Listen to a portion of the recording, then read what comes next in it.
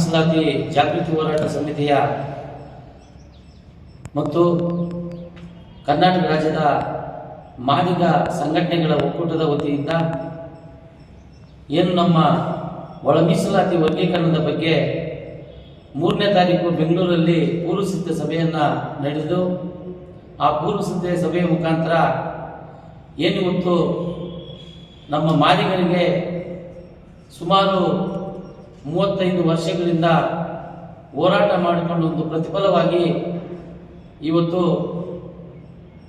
ನಮ್ಮ ಕೇಂದ್ರ ಸರ್ಕಾರದಿಂದ ಒಳ ಮೀಸಲಾತಿ ವರ್ಗೀಕರಣ ಆಯಾ ರಾಜ್ಯ ಸರ್ಕಾರಕ್ಕೆ ಸಂಬಂಧಪಟ್ಟಿರ್ತದೆ. ಒಳ ಮೀಸಲಾತಿ ಮಾಡಬೇಕನ್ನೊಂದು ಐತಿಹಾಸಿಕ ತೀರ್ಪು ಮಾಡುವ ಹಿನ್ನೆಲೆಯಲ್ಲಿ ನಮ್ಮ ಕರ್ನಾಟಕ ರಾಜ್ಯದಲ್ಲೂ ಸಹ ಏನು ಮೀಸಲಾತಿಯನ್ನು ರಾಜ್ಯಪಾಲರ ಅನುಮತಿಗೆ, ರಾಜ್ಯಪಾಲರ ಒಂದು ಸಹಿಗೆ ಕೊಟ್ಟಿದ್ದರು.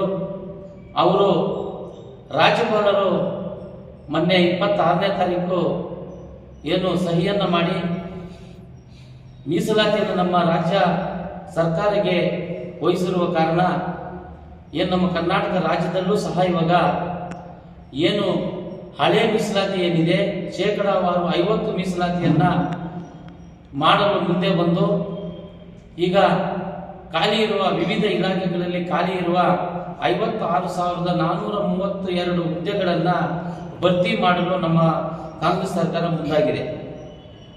ಏನು ನಮ್ಮ ಭಾರತ ದೇಶದಲ್ಲಿ ಮಾದಿಗರು ಎಲ್ಲ ರಂಗದಲ್ಲಿ ಸಾಮಾಜಿಕವಾಗಿ, ಆರ್ಥಿಕವಾಗಿ, ಶೈಕ್ಷಣಿಕವಾಗಿ ಎಲ್ಲ ರಂಗದಲ್ಲೂ ಏನು ಗ್ರಾಮಾಂತರ ಮಟ್ಟದಲ್ಲಿ ಚಿಪ್ಪಲಿ ಹೊಡೆಯುವ ಕಾರ್ಯಕ್ರಮದಿಂದ ಸ್ಮಶಾನದಲ್ಲಿ ರುದ್ರಭೂಮಿಯಲ್ಲಿ ಶವಗಳನ್ನು ಉಳುವ ಕಾರ್ಯಕ್ರಮಗಳನ್ನೆಲ್ಲ ಮಾಡಿಕೊಂಡು ಈ ದೇಶದ ಶಾಂತಿಯನ್ನು ಕಾಪಾಡಿಕೊಂಡು ಸೌಕರ್ಯಗಳನ್ನು ಸಾಮಾಜಿಕ ಕೆಲಸಗಳು ಮಾಡಿಕೊಂಡಿರ್ತಕ್ಕಂಥ ಮಾದಿಗ ಜನಾಂಗಕ್ಕೆ ಇವತ್ತು ಅನ್ಯಾಯ ಮಾಡುತ್ತಿದೆ ಭಾರತ ಸರ್ಕಾರ, ಕಾಂಗ್ರೆಸ್ ಸರ್ಕಾರ. ಆ ಹಿನ್ನೆಲೆಯಲ್ಲಿ ಈಗ ಮಾಡುವ ಎಲ್ಲ ಇಲಾಖೆಗಳಲ್ಲಿ ಖಾಲಿ ಮಾಡ್ತಾ ಇರುವ ಭರ್ತಿ ಏನು 56,432 ಹುದ್ದೆಗಳಲ್ಲೂ ಸಹ ಮಾದಿಗರಿಗೆ ಅನ್ಯಾಯ ಆಗ್ತಾ ಇದೆ. ನಾವು ಒಂದು ಸರ್ಕಾರಕ್ಕೆ ಎಚ್ಚರಿಕೆಯನ್ನು ಕೊಡ್ತಾ ಇರೋದೇನೆಂದರೆ, ಈಗಾಗಲೇ ಎಲ್ಲ ದಲಿತ ಸಂಘಟನೆ ಪರಗಳು, ಮಾದಿಗ ಧರ್ಮದವರ ಸಂಘಟನೆಯಿಂದ ಎಲ್ಲರೂ ನಾವು ಎಚ್ಚರಿಕೆಯನ್ನು ಕೊಡ್ತಾ ಇದ್ದೀವಿ. ಏನು ಇವಾಗ 26ನೇ ತಾರೀಕು ಅವರು ತೀರ್ಮಾನ ಮಾಡಿದ್ದಾರೆ, ತಾರೀಕು ತೀರ್ಮಾನ ಹಿಂಪಡೆಯಬೇಕು. ಶೇಕಡಾವಾರು 50 ಏನಿದೆ ಅದನ್ನು ಹಿಂಪಡೆದು 56,430 ಹುದ್ದೆಗಳನ್ನು ಈಗ ನಿಲ್ಲಿಸಿ ಸಾಮಾಜಿಕ ನ್ಯಾಯ ಏನು ನಾಗಮೋಹನ್ ದಾಸ್ ವರದಿ ಏನಿದೆ ಅದು ಮಾಡಿ ನಮಗೆ ಸಾಮಾಜಿಕವಾಗಿ ಮಾದಿಗರಿಗೆ ನ್ಯಾಯ ಕೊಡಿಸಬೇಕು. ಅದರ ಜೊತೆಗೆ ಎಲ್ಲ ಜಾತಿಗಳಿಗೂ ಒಳ ಮೀಸಲಾತಿ ವರ್ಗೀಕರಣವನ್ನು ಮಾಡಿ 101 ಜಾತಿಗೂ ನ್ಯಾಯ ಕೊಡಿಸಬೇಕು. ಅದರಲ್ಲಿ ಏನಾದರೂ ಮಾಡದೇ ಇದ್ದ ಪಕ್ಷದಲ್ಲಿ ನಾವು ಹಂತ ಹಂತವಾಗಿ ಏನಿವಾಗ 6ನೇ ತಾರೀಕು ಸಚಿವ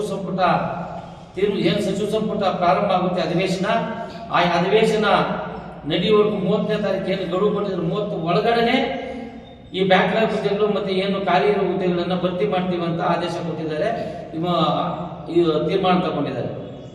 ಅತಿ ಕೂಡಲೇ ಅದನ್ನು ಹಿಂಪಡೆಯದ ಪಕ್ಷ ಈಗಾಗಲೇ ನಮ್ಮ ಮಾದಿಗ ಸಮುದಾಯದ ಮುಖಂಡರು ಮತ್ತು ದಲಿತ ಮುಖಂಡರುಗಳು ಕಾಂಗ್ರೆಸ್ ಪಕ್ಷದ AICC ಕಾಂಗ್ರೆಸ್ ಮಲ್ಲಿಕಾರ್ಜುನ ಖರ್ಗೆ ಅವರಿಗೂ ಸಹ ಮನವಿಯನ್ನು ಕೊಟ್ಟು ಏನು ಈ ಒಂದು ಮೀಸಲಾತಿಯನ್ನು ಸಮಾನತೆಯನ್ನು ಮಾಡಿ ಅಂತ ಹೇಳ್ಬಿಟ್ಟು ಒಂದು ಮನವಿಯನ್ನು ಕೊಟ್ಟಿದ್ದಾರೆ.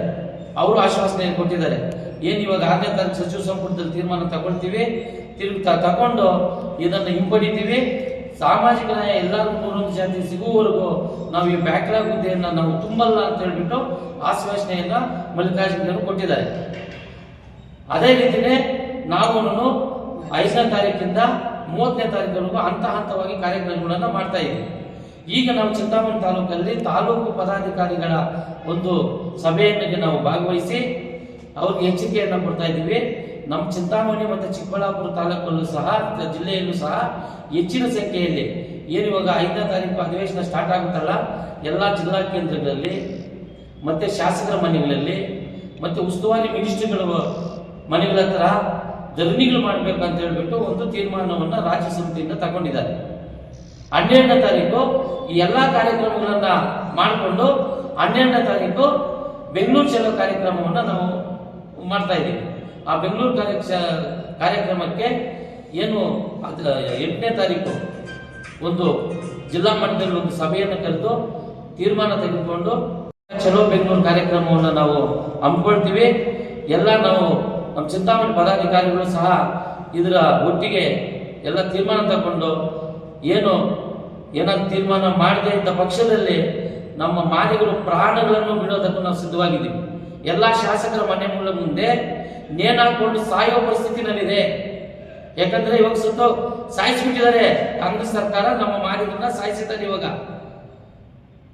56,443 ಉದ್ಯೋಗಗಳಲ್ಲಿ ಭರ್ತಿ ಮಾಡಕ್ಕೆ ಮುಂದೆ ಬಂದಾಗ ಪಟ್ಟಬದ್ಧ ಹಿತಾಸಕ್ತಿಗಳಿಂದ ರಾಜಕಾರಣಿಗಳಿಂದ ಬಲಿಷ್ಠ ರಾಜಕಾರಣಿಗಳಿಂದ ದಲಿತರಲ್ಲೇ ಬಲಿಷ್ಠ ರಾಜಕಾರಣಿಗಳ ಮಾತುಗಳು ಕೇಳಿಕೊಂಡು ಸಿದ್ದರಾಮಯ್ಯನವರು ಮಾದಿಗರಿಗೆ ಮೋಸ ಮಾಡ್ತಾ ಇದ್ದಾರೆ.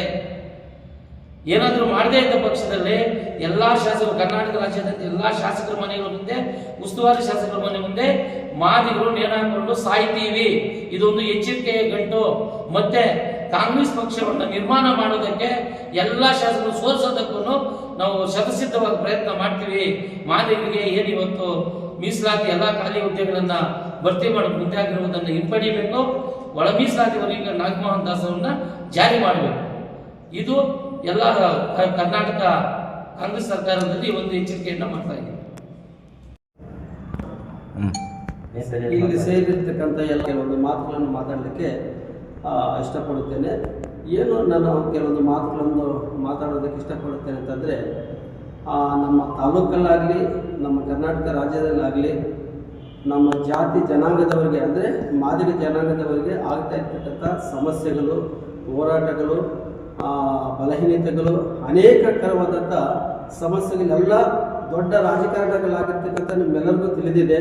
ಆದರೆ ಈಗ ನಮ್ಮ ಕರ್ನಾಟಕ ರಾಜ್ಯದಲ್ಲಿ ನಮ್ಮ ಮಾದಿಗ ಜನಾಂಗಕ್ಕೆ ಆಗ್ತಾ ಇರ್ತಕ್ಕಂಥ ಅನೇಕ ಹೊಡೆದಾಟಗಳು, ಅನೇಕ ಬಡ ಪೀಡಿತವಾದಂಥ ಸ್ಥಿತಿಯಲ್ಲಿ ಇರ್ತಕ್ಕಂಥ ಜನಾಂಗದವರು ಕೂಡ ನಮ್ಮ ಮಾದಿಗ ಜನಾಂಗನೇ ಆಗಿರ್ತದೆ.